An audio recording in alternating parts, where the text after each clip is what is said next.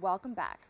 Early Childhood Educators on the Move, more commonly known as ECE on the Move, aims to give every educator in a residential setting the resources to improve quality care and navigate federal and state rules and regulations. Chief Operating Officer of ECE on the Move, Shanita Bowen, joins me to discuss this effort. Shanita, thank you so much for joining me. Thank you so much for having us. Now, can you tell us a little bit more about ECE on the Move and how the organization began? Oh, yes. ECE on the Move began in 2018 to satisfy the need for reform of systemic issues. We were finding that family child care educators in residential settings were having a hard time with they're regulated with the licensors, with pay issues, many issues with agencies that mandate us. And so we had to help amplify their voices to officials that needed to hear the problems that were going on. Now, as mentioned, this is specifically for educators who offer home-based childcare. Can you tell us a little bit more about that role specifically? So we are technically family childcare providers, but we are family childcare educators. And where do we work? In residential settings. It's so important to distinguish that, to amplify, to lift up the professionality of our sector. And our sector is that we work in the home. So we are more common, you will find more of us in any given neighborhood because we're in buildings and on any street. So it's important to lift that sector up. Now, why was there a need to have a space specifically for early childhood educators? For ECE on the Move, it was important because we're in a child care crisis, and advocates were addressing issues in the crisis, pay issues, all kinds of issues, but no one feels it better than the workforce ourselves. So I am a previous family child care operator for 16 years, and the founders, Gladys Jones and Doris Irizarry, have operated their programs for 20 years or more. And so no one knows better than us on what our issues are in the sector and what we want to see happen so that we're thriving. Now, can you just explain or expand, how does the ECE provide support to educators? Yes. The system moves very slowly. So first of all, we have an empire on WhatsApp. So all of our providers, I would say over 600 family child care educators and the families that they serve. So imagine each provider has about a capacity of 14 to 16 spaces in their home. So that's how many parents we have access to. So it became important to address everyone's issues. And how do we do that? We develop our own grievance system. So we develop a form, and everyone is allowed, whether they're a family child care educator or a parent, if an educator is having an issue receiving her pay on time, or she's having issues with her license and she's just not getting through to agents or officials, we ask them to document it, and we usher it over to an official who we believe can help. And we're doing this for all of the family child care educators, and we're doing it for parents who have issues on with a waiting list. Parents are waiting a long time for childcare, and they want to know why. They want to talk to someone. And so because that's not readily available, we document it, put it down here, and we'll take it to where we know you can get expedited help. The best we can do is take everyone's issues and usher it to where we believe that they can get help immediately. And this was not happening before. Wow. So yeah, just explaining it and hearing it, there just seems like there's so many layers, that unfortunately a lot of people in this sector have to face. Now, I understand from personal experience you felt underrepresented in politics and policies that affect the industry. Can you just expand a little bit more on this experience? And I know it's not just you, many people on the team kind of felt underrepresented. Yes. Well, it is safe to say that those who make policy weren't very much in touch with grassroots, weren't very much in touch with those of us who are actually in the field. The legislators, the senators, the assembly are not used to family child care providers or any child care givers coming to talk about pay issues or other issues in the crisis, and there are many issues in the crisis. And so that's what one of the things we do best. In addition to addressing grievances, we're also pairing everyone up with their legislators, because everything must come to light in order to make the systemic changes that we need.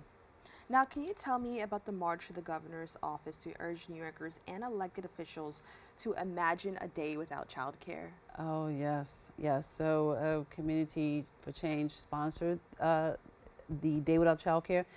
Our founder, Gladys Jones, calls it Imagine a Day Without Childcare, because we didn't strike. But we were going, this is a national day of action, and we were planning on pairing providers and parents with their legislators, having some conversations, sharing information.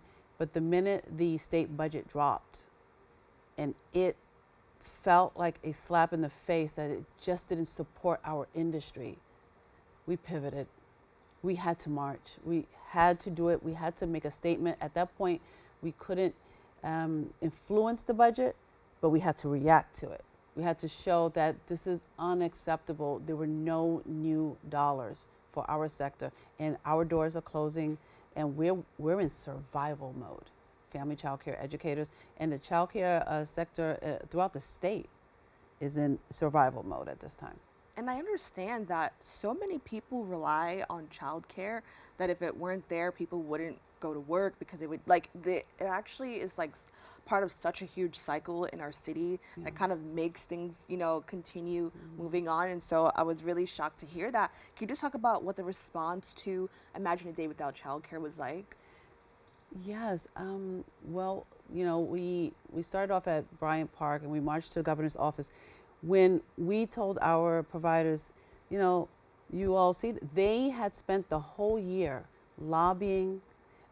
They themselves went to Albany and talked to their legislators. They themselves participated in hearing updates throughout the year. What is going on? Keeping in touch, maintaining relationship with their legislators. So they were in tune to hearing what the budget would bring. And we had heard for 2 years prior that child care is a priority. And so we just knew that this budget would relieve us, would help us to live again. But when that didn't happen, and we went into our empire, WhatsApp empire, and talked to, because we communicate with the providers on a daily basis, and the parents on a daily basis, on that platform. And so when we went in and we said, "What do you want to do?" It was no question. Everyone wanted the march. We had never done it before, and so we knew that this was serious, and everybody was willing to come. It was a good number. It was somewhere between 120 and 150. But these were those who weren't afraid to close their doors for the day, even for part of the day, and they were, riled up enough to join. So when we walked to the governor's office, I guess it was a great moment when they call the bullhorn, the megaphone, passed around, and the providers were projecting to the 8th floor, to the governor's office, "No more broken promises." And it was just to hear the educators speak in this manner and want to take control over their own destiny. Now, can you just clarify what is needed from Governor Hochul to support early childhood educators? Yes. Ultimately, the North Star, and we want that North Star very quickly, we need to be paid thriving wages. Right? We need providers to be paid the true cost of care. And the true cost of care means that her assistants can be paid good wages that educators should be paid. We're educating children 0 to 5 and then after school programs. But we're the first line of defense. We're prepping children to move on into other school. So it starts with us, and we need to be heavily resourced, and we need to be paid well. So cost of care means that everything that goes into operating our small businesses. Family child care educator, let's reel it back. A family child care educator is someone who's operating child care in her home.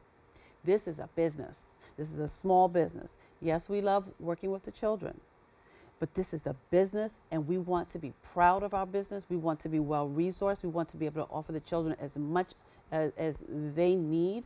And we want to be able to pay the staff. We want to be able to pay ourselves, because we're not just teaching, we're first.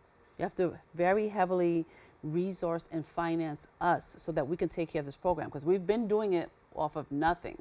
But that is unfair. It is unfair to ask us to fund an entire program where we're a teacher, nurse, doctor, therapist for the whole community for very little money, and the money is very small.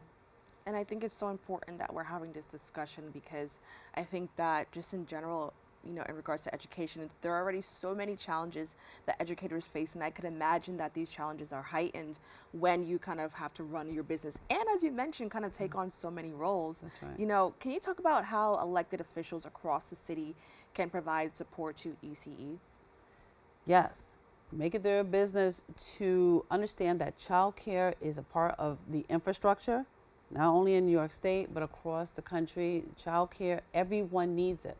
Our founder, Gladys, likes to say it should be as easy as breathing. It should come as easy as breathing. Everyone wants to start a family and have children. You need childcare. You have grandchildren. You need childcare. Childcare is needed by everyone, and we need our legislators to understand the importance of it, make it a priority. This is a Democrat and Republican. This is bipartisan. This childcare affects everyone, and everyone needs it. So we need to take care of it. And so there was a study done out of Cornell University that says that the return on investment.